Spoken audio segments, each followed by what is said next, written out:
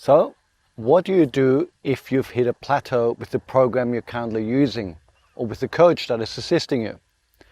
The obvious answers are that you stick with what you're doing or that you make a change, but both can be a big mistake. It needs some careful consideration. So let's explore this today. You may be surprised at my answers and some of the experiences that I will share.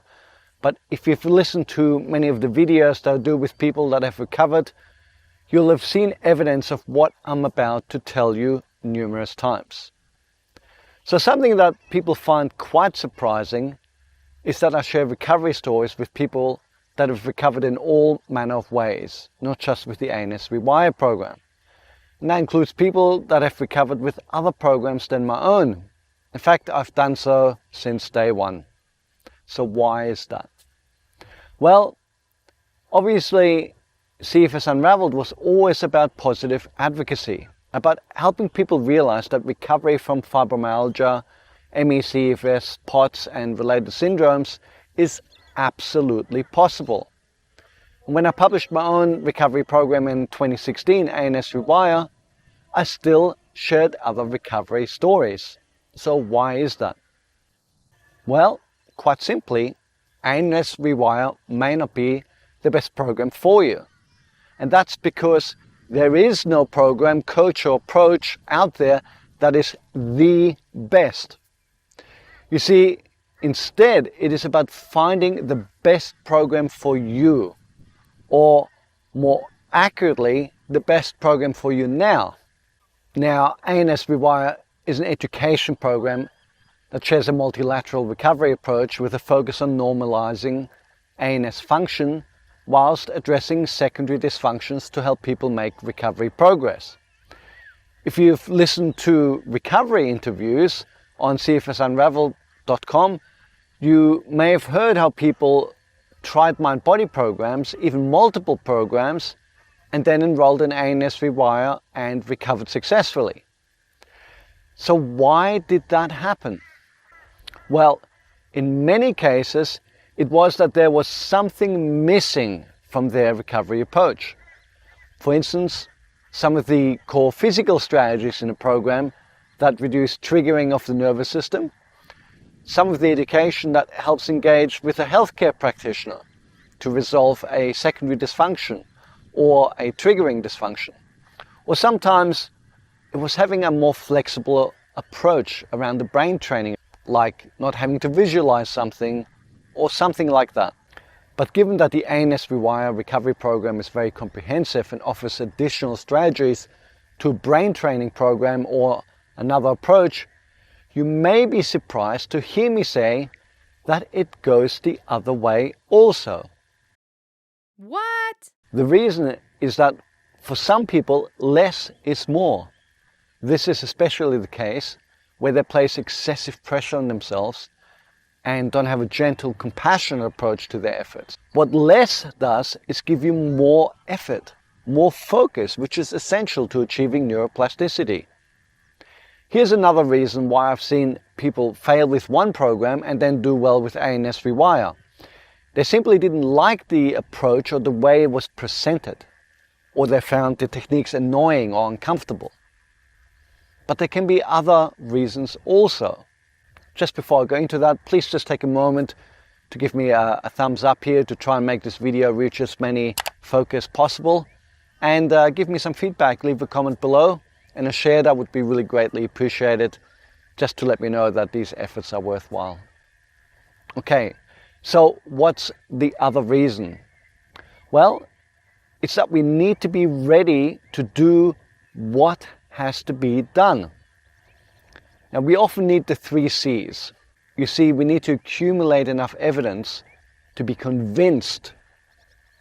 And once you're convinced, it's about building conviction to really commit to doing what has to be done. And sometimes we need to be just a little bit more well so that we're capable to do what needs to be done.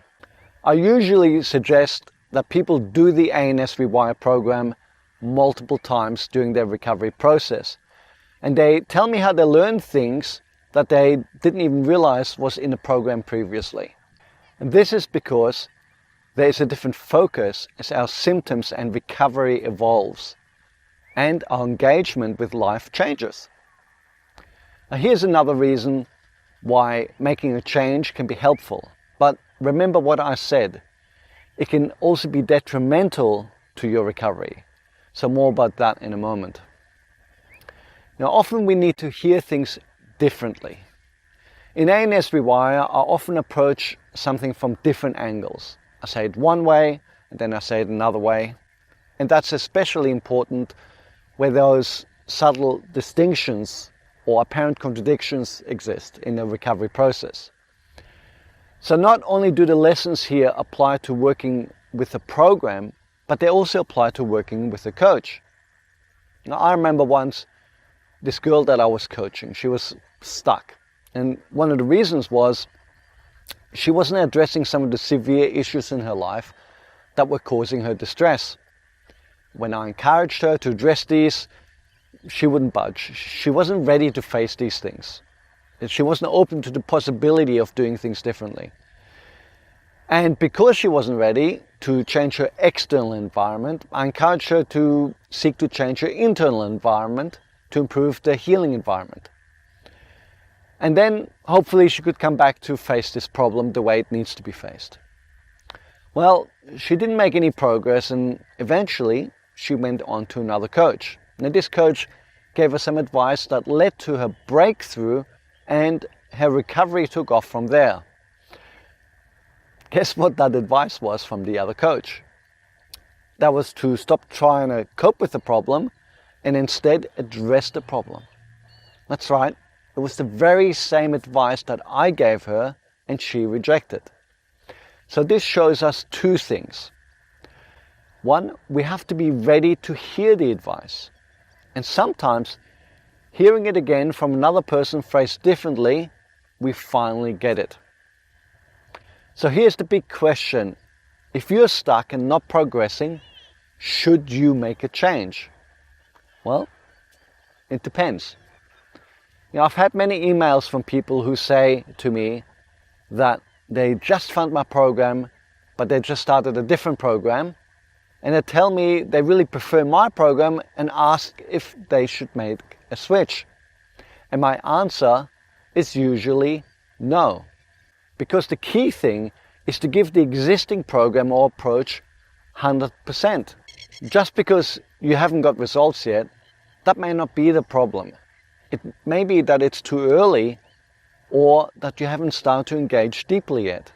Now, making an early switch gets you into that "this will fix me" mentality instead of you focusing on what you can do, giving whatever resource you have the best chance to succeed. And then if you end up really not progressing, or your progress ends up stalling, you still got another option to explore. But it doesn't mean you should just endlessly keep going, with a program or an approach or a coach. Because if you truly have given it your best and been with it a long time, then injecting a fresh perspective and some fresh enthusiasm and hope into your whole recovery approach, this could be really key. So don't be married to a solution. Don't be married to a program or coach, including me. Now, this isn't about loyalty to your coach or liking the program or treatment or whatever. It's really just ensuring that you make the progress. It's all about your health. If you make a switch, it doesn't mean that the existing program that you were doing beforehand wasn't any good, or that you didn't appreciate the support that you received from a coach if you worked with a coach. It simply means it's time to try something new. This applies for programs, recovery coaches, even healthcare practitioners. Whilst there's value in a relationship that is built up and there's a history and a knowledge, there's also value in a fresh approach, and sometimes that's what's needed. And you know what? It's not abandoning anything. You can come back to the other program, coach, or healthcare practitioner down the track. Remember, this isn't personal. This is about the number one thing that matters here, and that is your recovery. But if you're dealing with a relapse the question can become a bit more complicated on whether to go back to the previously successful approach. More about that in another video. So, in summary, yes, a switch can be a really wonderful way of gaining new momentum and insights for your recovery. Don't shy away from it, but don't be married to your existing approach. If things are really stale, you're not engaging, you're not progressing, trying something new, it can help. Even if it covers the same ground, but is presented differently from a fresh face. But be mindful of chasing easy solutions. Make sure you've absolutely done your best with the current approach and given it enough time to produce results. The ANS REWIRE approach is actually very much about persisting with the program, and if you get stuck, we simply seek to add additional strategies, which may be external or involve other healthcare practitioners. If you think it's time to learn more about the program, then check out the 4 free intro lessons and see if it's the right step for you. The key to continuing to progress with recovery is really seeking to understand why you are not progressing. When there are obvious roadblocks, I actually tell people to stop engaging with the program, address these issues, and then come back and engage strongly with the program. Because engaging with it when it can't work due to another factor will simply cause you to lose hope and make the approach stale. So, what do you think? Have you found a fresh perspective helpful? Have you found listening to a program a second time gives you more insights? Have you perhaps jumped too early before and found yourself in the same position again? I hope you liked the background today and some of my friends here. I would appreciate a like, and if you could share this with others, and a comment below would be great. Remember to be kind with yourself, be persistent, and stay practical with your recovery approach.